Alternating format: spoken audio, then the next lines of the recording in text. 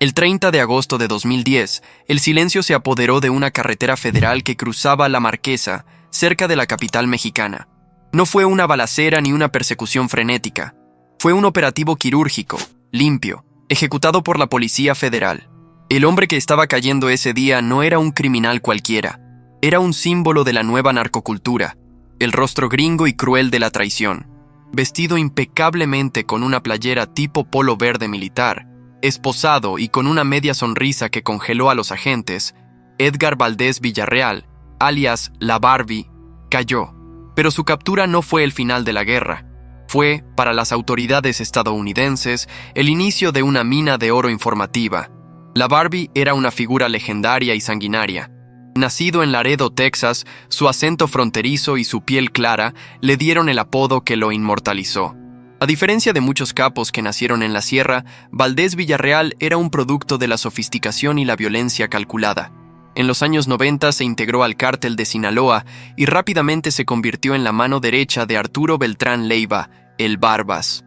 Cuando los Beltrán Leiva rompieron violentamente con el cártel de Sinaloa en 2008, la Barbie se erigió como el principal operador, el jefe de sicarios que garantizaba la supervivencia de la recién creada organización Beltrán Leiva, BLO.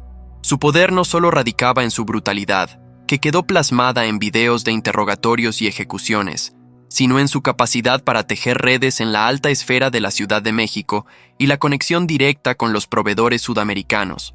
Manejaba las rutas de cocaína más lucrativas con destino a Atlanta, su viejo refugio. Él era el engranaje que movía el dinero, la seguridad y la crueldad de la BLO. Su imperio era tan vasto y sus contactos tan profundos que se jactaba de ser intocable. Un hombre que no solo operaba en las sombras, sino que se paseaba por restaurantes exclusivos de Polanco. El punto de quiebre de este imperio ocurrió la noche del 16 de diciembre de 2009, en Cuernavaca. La Armada de México abatió a Arturo Beltrán Leiva. La muerte del líder supremo sumió a la BLO en un caos sangriento. Inmediatamente, se desató una guerra fratricida por el control del territorio y las rutas. De un lado estaba Héctor Beltrán Leiva, el hermano que reclamaba la herencia de sangre. Del otro, Edgar Valdez Villarreal, que se veía a sí mismo como el legítimo sucesor, el cerebro militar de la organización. La confrontación entre la Barbie y Héctor fue una carnicería que inundó Morelos y Guerrero con cadáveres. Valdez Villarreal, acorralado por sus antiguos socios y cazado sin descanso por el gobierno, entendió que su tiempo en la cima había terminado. La única salida viable, el único seguro de vida, era la traición a gran escala. La negociación, el pacto con el diablo, comenzó a gestarse mucho antes de su extradición a Estados Unidos en 2015. Desde el momento de su captura, la Barbie supo que su valor para la DEA no estaba en su historia, sino en el futuro que podía destruir. Lo que los fiscales federales buscaban no eran las rutas obvias, sino la arquitectura financiera y, crucialmente, la red de protección política que permitía a la BLO operar a niveles tan altos. El trato sucio se cerró en el sistema judicial estadounidense. Valdez Villarreal se declararía culpable de tráfico de drogas y lavado de dinero. A cambio, entregaría todo lo que sabía sobre la corrupción oficial en México, información tan delicada que podría desestabilizar la élite política. Aquí surge la inevitable pregunta moral que ha definido la historia del crimen organizado. Si estuvieras acorralado, con tu vida y la de tu familia en juego, ¿habrías traicionado a tus socios y vendido a tu sangre por la promesa de libertad y seguridad? La respuesta, en el mundo del narcotráfico, es casi siempre un frío y brutal sí. Es la ley no escrita que condena a todos los que ostentan el poder. Al final, el único que importa eres tú. La traición de la Barbie no se limitó a nombrar a sus rivales. Fue una descarga forense que desmanteló la estructura de la BLO pieza por pieza. El núcleo de su confesión, que generó ondas de choque en Washington y México, se centró en la corrupción de alto nivel. La Barbie reveló que el cártel Beltrán Leiva había pagado sistemáticamente sobornos millonarios no solo a policías municipales y estatales, sino a figuras encumbradas de las estructuras de seguridad federales. Detalló las tarifas, las ubicaciones de las entregas y los intermediarios que aseguraban la impunidad. Explicó, con precisión de cirujano, cómo se movían los millones de dólares desde las plazas hasta los bolsillos de quienes debían combatirlos. En una infame carta filtrada durante su encarcelamiento en México, Valdés Villarreal afirmó haber entregado personalmente dinero a altos mandos. Aunque luego intentó retractarse, el daño estaba hecho. Sus revelaciones sobre la logística fueron igual de devastadoras. Identificó los corredores de droga que usaban para pasar la cocaína por Centroamérica, los contactos colombianos que reabastecían la organización y las cuentas de lavado de dinero operadas por testaferros en Texas y California. La información más valiosa fue la ubicación y función de los lugartenientes clave que aún eran leales a Héctor Beltrán Leiva, permitiendo a la DEA apuntar directamente a los restos del imperio. La consecuencia inmediata de esta delación fue una cacería implacable que diezmó a la organización Beltrán Leiva. Armados con los mapas de la Barbie, los operativos de las autoridades mexicanas y la DEA se enfocaron en los refugios y centros de operación restantes. La información facilitada por Valdés Villarreal aceleró la presión sobre el propio Héctor Beltrán Leiva, quien se vio obligado a esconderse en cuevas cada vez más profundas. Si antes la BLO era una corporación criminal con alcance nacional, la delación de la Barbie la redujo a células desorganizadas, obligadas a luchar no solo contra el gobierno, sino entre ellas. La Barredora y el Cartel Independiente de Acapulco son ejemplos de los pedazos que se desgajaron tras la confesión. El colapso de la BLO fue total. No se debió solo a la pérdida de su territorio, sino a la pérdida de su credibilidad y su blindaje político. Al exponer la red de corrupción que los protegía, Valdés Villarreal quemó los puentes para todos los que quedaban atrás. El imperio construido sobre el tráfico y la intimidación se fracturó en una amalgama de facciones menores, ninguna de las cuales pudo recuperar el poder centralizado que Arturo y la Barbie habían ostentado. La caída de la Barbie fue, en esencia, la destrucción del manual operativo de los Beltrán Leiva. Hoy, el nombre de Edgar Valdés Villarreal es un eco de lo que fue. Sentenciado a casi 50 años de prisión en Estados Unidos, su caso tomó un giro oscuro a finales de 2022, cuando misteriosamente desapareció de los registros de la Oficina Federal de Prisiones de EEUU. Algunos especulan que está en un programa de protección de testigos, negociando activamente la libertad que compró con sangre y revelaciones. Otros, que su traición finalmente le costó el anonimato. Lo cierto es que, en el submundo, la traición jamás se perdona, solo se aplaza. Este hombre, que representó la modernidad del sicariato, demostró la verdad inmutable del narcotráfico. El poder es efímero, y el precio de la supervivencia es siempre vender al que tienes al lado. Si estos archivos desclasificados sobre las caídas de los grandes capos te revelan la naturaleza real del poder, suscríbete a Delatores para seguir descubriendo las traiciones que cambiaron el mapa criminal. La caída de la Barbie, sin embargo, debe entenderse no solo como un evento criminal, sino como la detonación de una bomba política de tiempo. Si la primera etapa de su delación se enfocó en las rutas de la cocaína, la segunda, mucho más explosiva, se centró en probar que el gobierno de México estaba podrido desde la médula. Valdés Villarreal sabía que su valor para los estadounidenses no era su tonelada de droga semanal, sino los nombres que podía recitar de memoria, aquellos que cobraban una cuota para mirar hacia otro lado. La estrategia de la organización Beltrán Leiva siempre fue invertir el 70% de sus ganancias en violencia y el 30% restante en corrupción, asegurando que ningún operativo llegara a tocar las residencias de Morelos o los ranchos de Sinaloa. Cuando Valdés Villarreal decidió ir contra Héctor Beltrán Leiva, conocido como el H, la guerra se elevó a niveles de terrorismo urbano. El Cártel del Pacífico Sur y la facción de la Barbie, los Negros, desataron una venganza personal que definía el territorio de la masacre. El objetivo de la Barbie era doble: eliminar a la competencia y, al mismo tiempo, posicionarse ante la DEA como el único sobreviviente lúcido que podía contar la historia completa. Él entregó información táctica sobre las posiciones de Héctor, sus refugios en Querétaro y Puebla, y las identidades de sus sicarios más leales. No solo reveló el organigrama, ofreció un mapa de la anatomía del miedo en México. Las autoridades mexicanas se encontraron con una verdad incómoda. Los datos de inteligencia que poseían eran inferiores a los que les ofrecía un narcotraficante capturado. Esto se debía a que la Barbie controlaba los flujos de información criminal que, paradójicamente, el propio gobierno había estado filtrando. El testimonio más impactante de Valdés Villarreal se materializó en una carta filtrada a la prensa en 2012, mientras aún estaba recluido en México. En aquel documento, escrito a mano y con una frialdad absoluta, La Barbie afirmó que no solo era un criminal, sino un testigo involuntario de la corrupción del más alto nivel. Aseguró haber entregado personalmente dinero a altos mandos de seguridad, incluyendo figuras cercanas al expresidente Felipe Calderón. Aunque la carta fue inmediatamente desestimada por el gobierno como una represalia de un delincuente, las reverberaciones en el aparato político fueron innegables. La delación de la Barbie no solo puso en evidencia a funcionarios menores, destapó la cloaca de la estrategia de seguridad nacional, obligó a Washington a reexaminar sus alianzas y a cuestionar la efectividad real de la guerra contra el narcotráfico, que se financiaba con millones de dólares estadounidenses, que terminaban, según el testimonio, en los bolsillos de los enemigos que supuestamente combatían. La revelación financiera fue tan punzante como la política.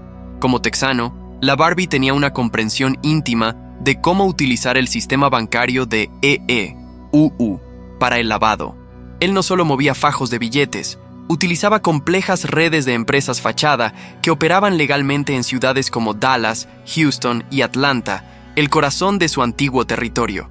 Explicó a los fiscales cómo los millones provenientes de la cocaína se invertían en bienes raíces, flotas de vehículos de lujo y negocios legítimos de bajo perfil, creando un ciclo de dinero negro que regresaba a México como inversión legalizada.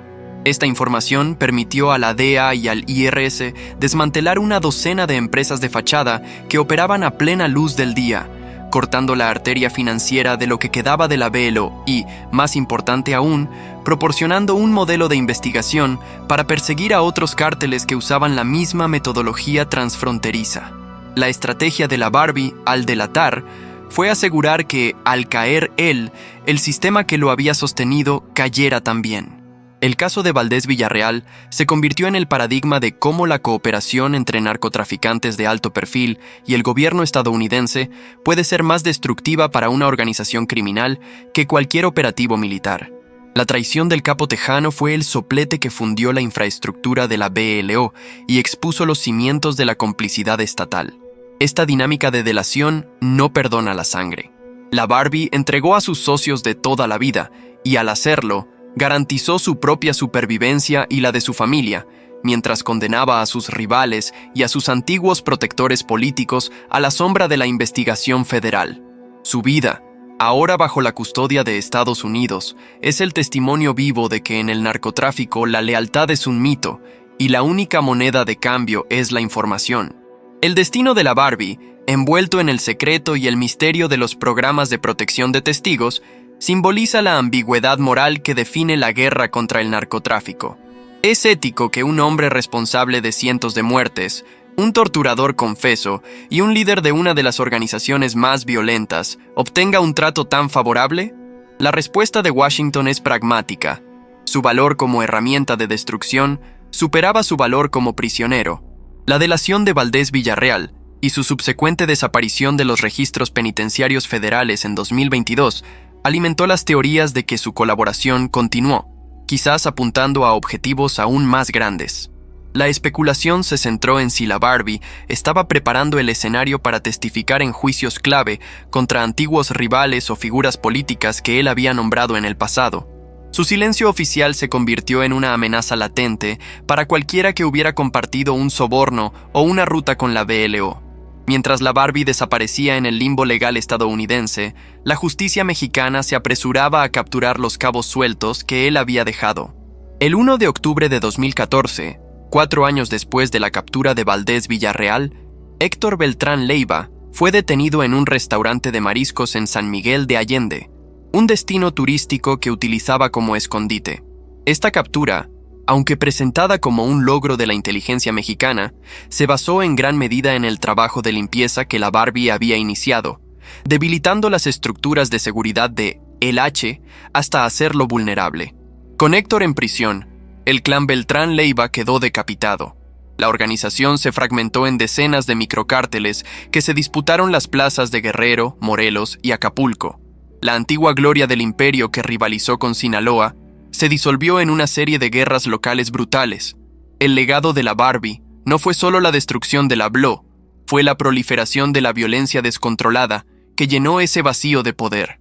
Es fundamental analizar el precedente que sentó la Barbie. Su delación no fue la primera, pero sí una de las más mediáticas y destructivas en la historia reciente de los cárteles mexicanos.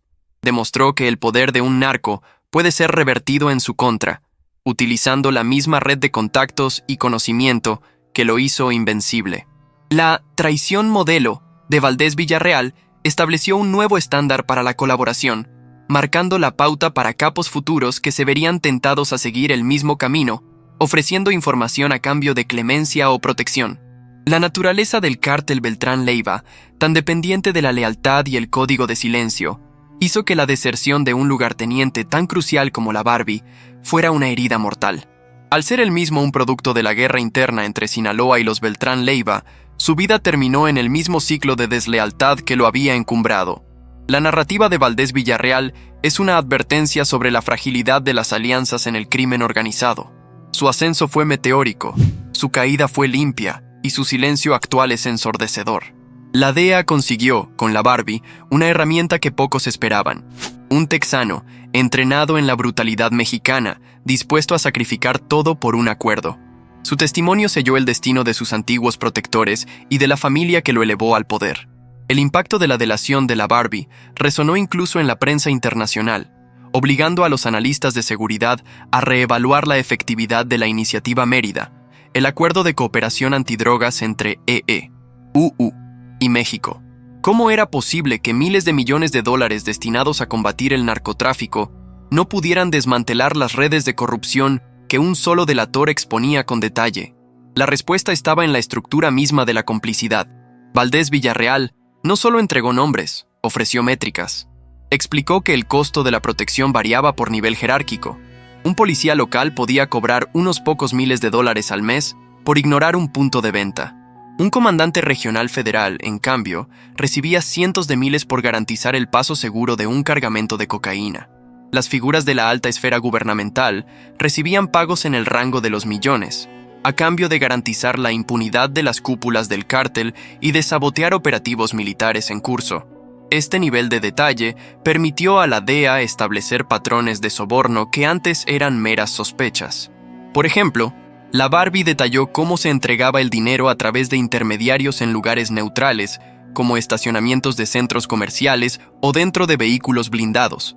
Habló de la existencia de libros de contabilidad paralelos que la BLO mantenía, no solo para registrar las ventas de droga, sino para catalogar a qué funcionario se le había pagado y la fecha de la transacción.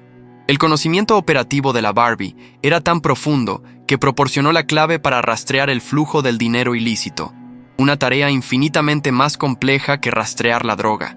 La ironía de su posición era palpable. Un hombre que había vivido de la brutalidad se convirtió en un recurso invaluable para el sistema judicial. Se le exigió que se despojara de su identidad de capo para convertirse en un burócrata del crimen, un archivero con memoria fotográfica. La traición de la Barbie también tuvo un efecto inmediato en la moral del narcotráfico. Los capos, que históricamente confiaban en la lealtad y el terror para mantener el silencio, se vieron obligados a operar con una paranoia constante. Si la Barbie, el gringo sanguinario que había ascendido hasta la cima de la BLO, podía vender a su propia gente, entonces nadie estaba seguro. Esto fomentó una desconfianza interna que aceleró la desintegración de otras facciones criminales, ya que los líderes comenzaron a purgar a sus propios equipos por miedo a un nuevo La Barbie. El cártel de Sinaloa, aunque beneficiado indirectamente por la destrucción de su archienemigo, el BLO, también tomó nota. La amenaza de la delación se volvió tan potente como la amenaza de un ataque frontal. Los grandes jefes entendieron que, si caían, su mejor jugada sería replicar la estrategia de Valdés Villarreal, convertirse en un activo del gobierno estadounidense. El epílogo de su historia en el sistema penitenciario estadounidense, marcado por su repentina desaparición de los registros públicos, es la prueba de que su papel como informante no terminó con su sentencia. Su vida ahora es una moneda de cambio constante.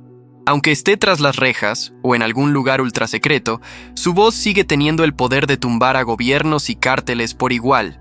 Es la sombra de la traición, una herramienta viviente en manos de la justicia que demuestra que, a veces, para destruir un imperio, no se necesita un ejército, sino un solo hombre con ganas de hablar.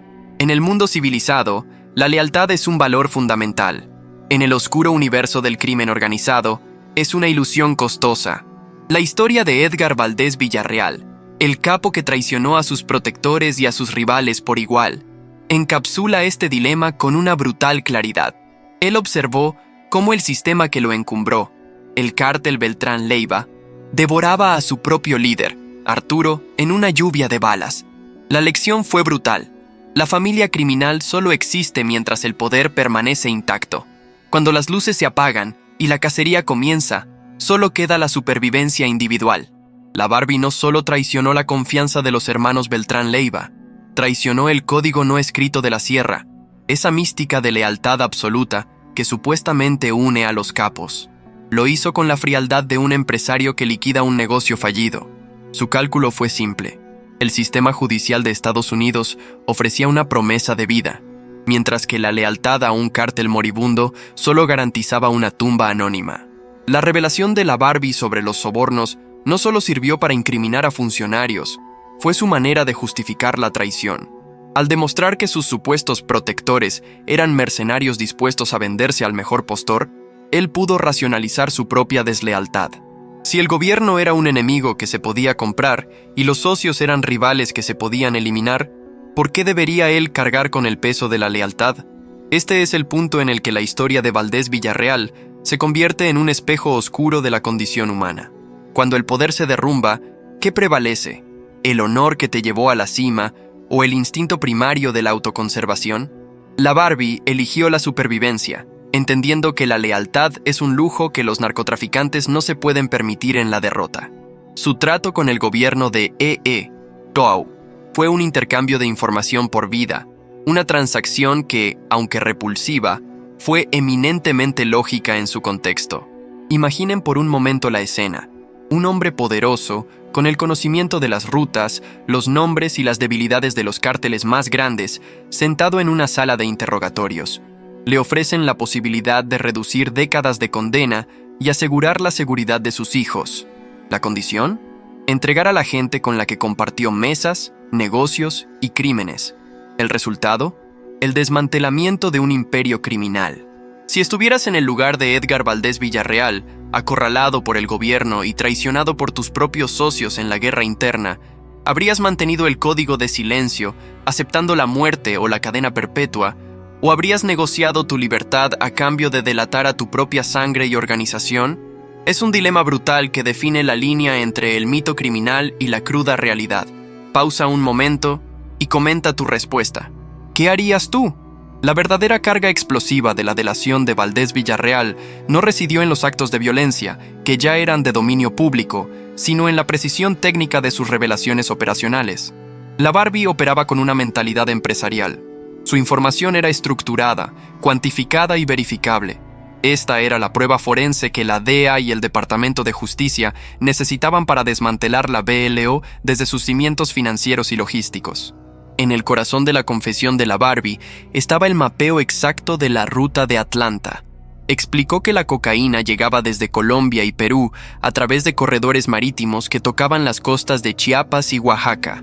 Desde allí, los cargamentos no viajaban directamente al norte, sino que se almacenaban en casas de seguridad en Guerrero y Morelos, plazas controladas por los Beltrán Leiva. Detalló cómo los cargamentos se atomizaban en lotes más pequeños para facilitar el cruce fronterizo, empleando la antigua ruta de Laredo, su ciudad natal, y cómo los camiones de carga legalmente constituidos servían de camuflaje. A nivel de estructura interna, Valdés Villarreal proporcionó los organigramas completos de las facciones en guerra post-Arturo. Identificó a los nuevos líderes de los Rojos, la facción que controlaba la siembra y producción de opio, y a los cabecillas de la Barredora, enfocados en la disputa por Acapulco. Nombró a los responsables de las finanzas que respondían directamente a Héctor Beltrán Leiva, señalando sus alias, sus residencias conocidas y, crucialmente, los nombres de sus familiares en Estados Unidos, lo que permitió a las autoridades congelar activos y presionar a los operadores desde múltiples frentes. La precisión en la entrega de información se extendió al armamento y la comunicación. Valdés Villarreal describió el tipo de armamento de alto calibre que adquirían, desde lanzagranadas hasta rifles .50 BMG, y, más importante aún, reveló los protocolos de comunicación encriptada que utilizaban. Habló de la compra de sistemas de radio satelital y teléfonos limpios desechables que solo se activaban en momentos específicos, frustrando los esfuerzos de interceptación convencionales. Esta información técnica fue utilizada inmediatamente por la inteligencia militar para cambiar sus propias estrategias de monitoreo. Pero la joya de la corona, la información que prometió el derrumbe de la BLO, fue el detallado esquema de sobornos a la Policía Federal Preventiva, PFP, y a altos funcionarios de la Secretaría de Seguridad Pública, SSP, durante el sexenio de la guerra. La Barbie no solo se limitó a la ya mencionada carta. En sus reuniones con la DEA, él dibujó diagramas de flujo que indicaban las oficinas de gobierno específicas donde el dinero era recibido, y los meses en que los pagos eran mayores, coincidiendo con las temporadas de mayor tráfico de cocaína. Él testificó que la protección que compraban era tan efectiva que, en ocasiones, la propia policía alertaba a los Beltrán Leiva sobre operativos militares inminentes, permitiendo que los capos se movieran horas antes de que llegaran los helicópteros. Esta revelación, que implicaba una colusión a niveles insostenibles para la credibilidad del Estado mexicano, fue la que selló el acuerdo de clemencia para la Barbie. Había entregado la llave maestra de la impunidad. Su conocimiento forense del crimen organizado fue la traición final que desangró a la organización Beltrán Leiva hasta su desaparición efectiva. La información detallada y quirúrgica proporcionada por Edgar Valdés Villarreal no tardó en traducirse en acciones concretas.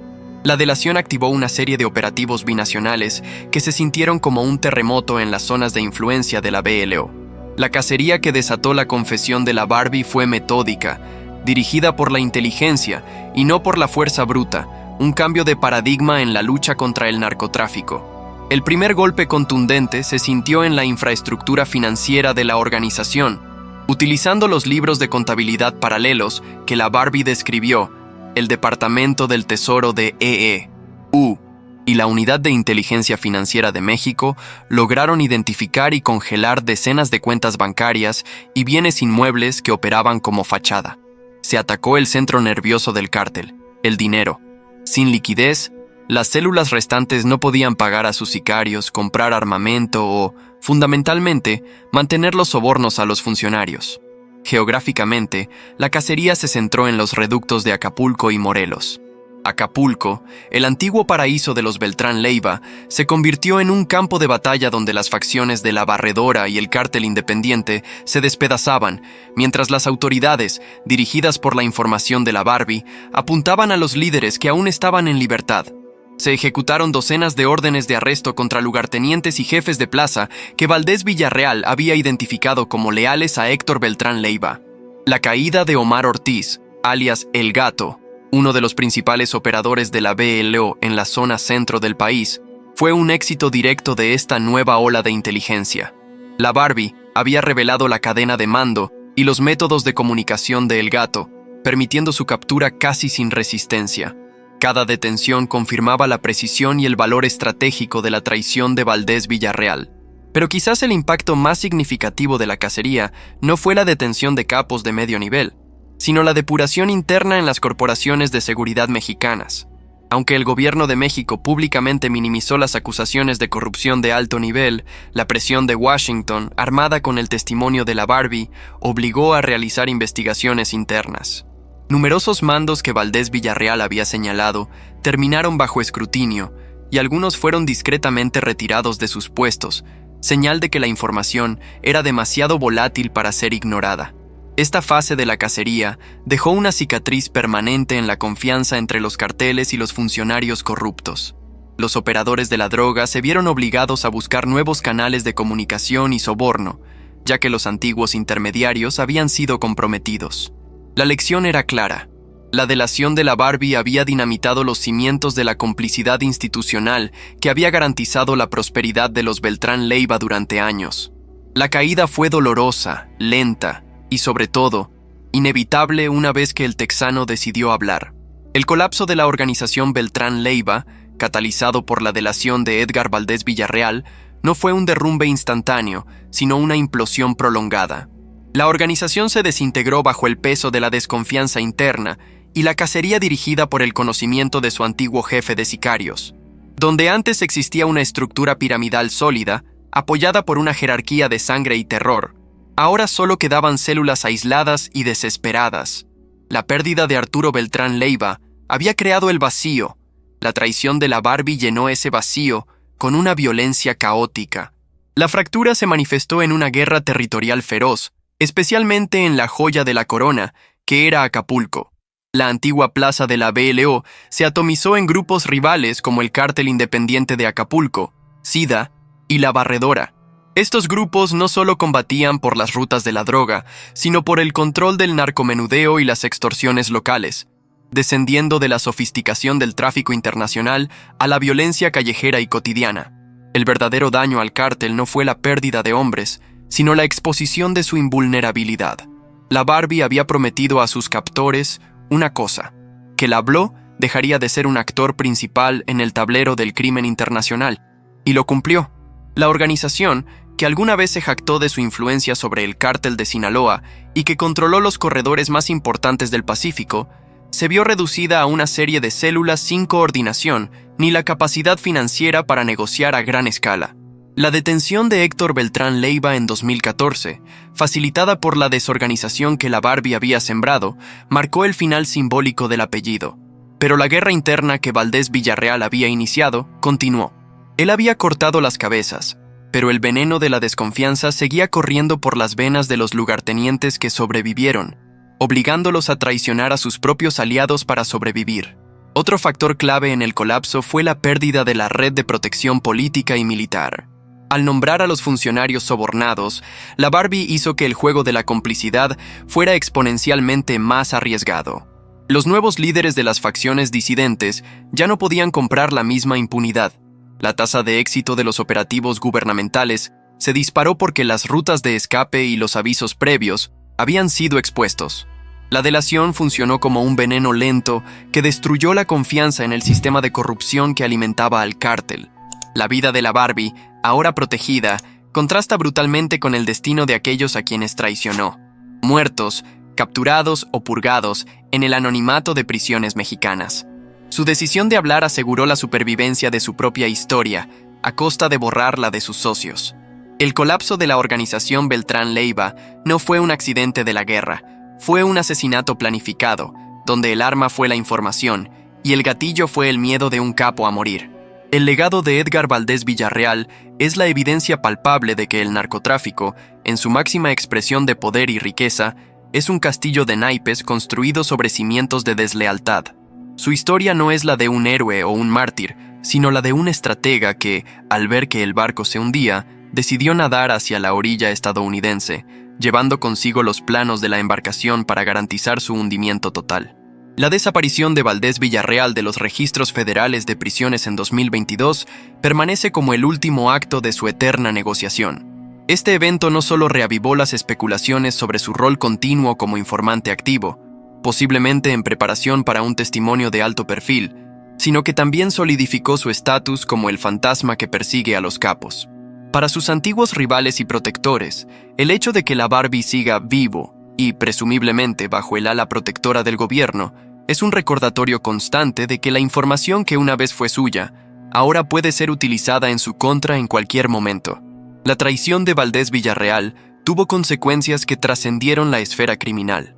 Al exponer la podredumbre institucional, obligó a una reevaluación dolorosa de la soberanía mexicana ante el poder de la inteligencia estadounidense. La DEA demostró, a través de la Barbie, que podía obtener información más confiable de un capo que de sus propios aliados gubernamentales. Esta dinámica de desconfianza binacional es una de las cicatrices más profundas que dejó la delación del texano.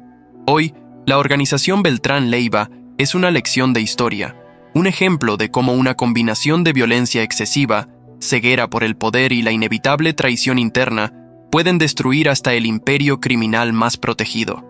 La Barbie se aseguró de que su nombre se recordara no solo por la sangre que derramó, sino por la verdad que vendió. Su confesión se convirtió en el archivo desclasificado que derrumbó la fachada de invencibilidad del cártel. En el oscuro código de los cárteles, la traición es el único pecado imperdonable, y sin embargo, es la estrategia de supervivencia más utilizada. La vida de Edgar Valdés Villarreal es un testimonio de esta paradoja. Un hombre que perdió su libertad física pero compró la seguridad de su legado al precio de la lealtad de sus antiguos hermanos de sangre. En este canal Delatores profundizamos en esas grietas morales donde el poder se quiebra y la verdad siempre sale a la luz. Si quieres conocer más detalles forenses sobre los pactos secretos, los sobornos y las caídas de los grandes capos, suscríbete y activa las notificaciones.